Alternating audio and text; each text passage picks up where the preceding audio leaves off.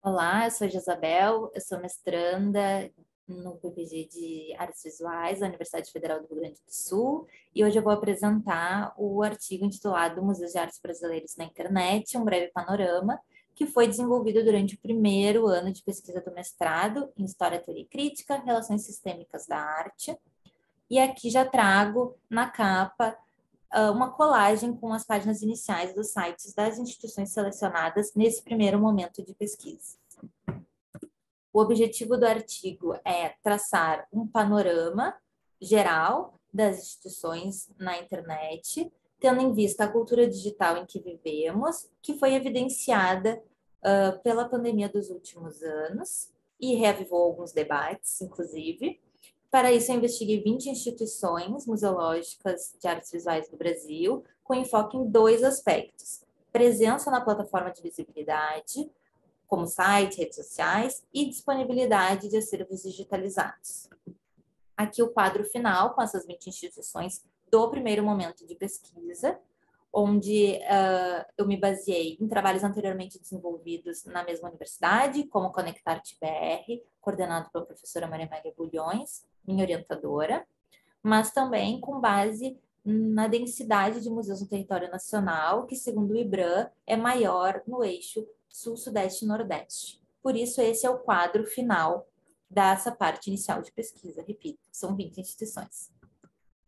Então, sob o contexto da cibercultura, onde a internet é protagonista em vários aspectos da vida social, sobre um sistema de arte contemporâneo digital que é regido pela comunicação e pela ideia de que arte e comunicação estão convergindo, principalmente depois do advento da internet, do computador, do smartphone, que a Santaella também defende, eu trago essas três palavras que são super importantes: acesso, convergência, aqui convergência midiática, e complexificação.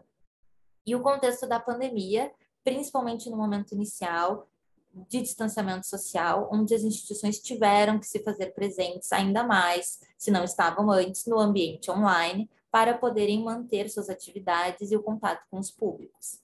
Então, o ICOM Brasil, em 2020, desenvolveu uma pesquisa para ajudar as instituições a atravessar esse momento, onde aqui nesse ranking dá para ver as principais plataformas utilizadas pelos públicos para participar das atividades online, que seria YouTube, site, Instagram, Facebook e Google Arts and Culture.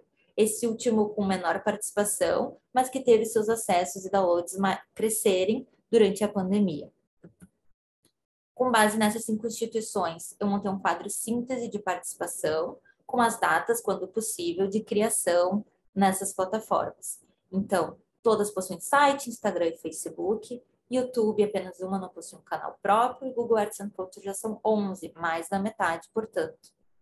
As datas, YouTube e Facebook disponibilizam a data de criação, Instagram foi pela data da primeira postagem, e o site pelo archive.org, que é um site que registra outras páginas da internet ao longo do tempo, mostrando suas atualizações. Então, essas são as primeiras atualizações desses endereços eletrônicos captados pela plataforma.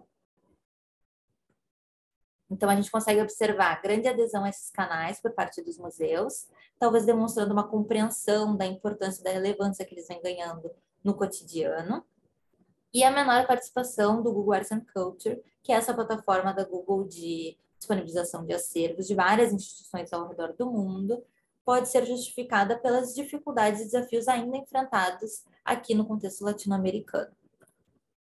No material disponibilizado pelo IBRAM em 2020 sobre acervos digitais nacionais, temos, então, alguns benefícios, alguns desafios apontados e a frase que diz: a digitalização das coleções e sua disponibilização pública é um primeiro passo para não só garantir a presença dos museus no ambiente digital da internet, como para permitir diferentes formas de apropriação e de reuso dessas coleções por especialistas e pelo público em geral.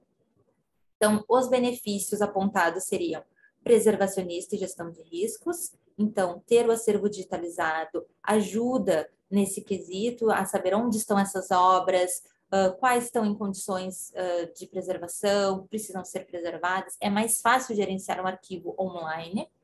Científico e educacional, então, disponibilizando para pessoas, pesquisadoras, artistas, especialistas, mas também para o público em geral, cultural, sendo uma interface, uma primeira interface de acesso a essas obras, a esse acervo, que pode levar a uma visita presencial, e econômico, com estudos que demonstram que, por exemplo, na área do turismo, aumenta o fluxo de pessoas, esse primeiro contato online com as obras e com os sites. E entre os principais desafios estão escassez de recursos financeiros e humanos, então ausência de equipes qualificadas, uma curva de aprendizagem na adoção dessas novas tecnologias, que mudam o tempo todo e o que dificulta bastante, e também o padrão, o uso de padrões, que é dificultado com essa também atualização constante, com cada instituição tendo suas especificidades. Então, das 20 instituições, 18 apresentavam já no menu que tinham obras digitalizadas, 13 no menu principal, como apontado aqui abaixo, com nomes de coleção, obras, acervos, enfim. 3 estavam dentro de outra seção mais institucional, ou com o nome do museu, ou com a aba institucional mesmo, mas ainda assim de fácil acesso e intuitivo. Uma tinha uma seção intitulada Artes Visuais, que era o MAN do Rio de Janeiro, mas também era fácil acesso. E uma não apresentava menu, era preciso rolar a página para ir vendo os conteúdos, entre eles o acervo. Então, como elas disponibilizam essas obras? De modo geral, a maioria tem dentro do próprio site mecanismos de busca e filtros simples e intuitivos, como aqui demonstrado pela Fundação Iberê Camargo, que tu pode selecionar por tipologia de trabalho, mas outras apresentam por artistas ou ano também. O MON e o MAC Paraná, eles estão dentro de uma plataforma maior, que é a ferramenta Pérgamo, que tem a disponibilidade de acervos de outras instituições dos Museus Paraná, o que dificulta um pouco o acesso, por ter esse grande acervo e as buscas serem não tão simples, ou por instituições, serem nesse acervo geral. E também o Sofia Acervo foi identificado no Museu Afro-Brasil, em parte da coleção do Ricardo Brenan, e ele tem essa interface um pouco mais parecida com de uma biblioteca. Já a página da Google Arts and Culture, aqui a gente tem essa tabela com o número de itens disponíveis por instituição, que está presente na plataforma, e o Museu Nacional de Belas Artes, ele não possui obras dentro do seu site, ele apenas direciona para a sua página da Google Arts and Culture. E lá ele tem a segunda maior coleção entre as instituições pesquisadas, com mais 3.360 itens. Como considerações finais, então, a gente tem que a revolução digital transformou todos os campos sociais, incluindo a forma das organizações se comunicarem, aqui os museus também. Sites e as demais plataformas como o Instagram e YouTube são hoje importantes canais de produção e divulgação de conteúdos.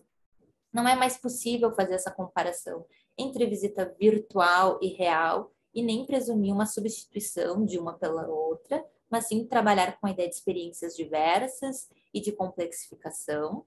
Diante do isolamento provocado pela crise sanitária do Covid-19, esses debates foram reabertos sobre a presença online. Então, a gente tem autores como Begelman, Bulhões, que vão trazer essas reflexões. E nessa breve análise com as 20 instituições selecionadas, se observou um cenário em progresso, apesar dos desafios ainda enfrentados pelos museus no campo tecnológico, principalmente no contexto latino-americano e brasileiro. Aqui as referências, algumas das referências utilizadas para a produção do artigo e dessa apresentação.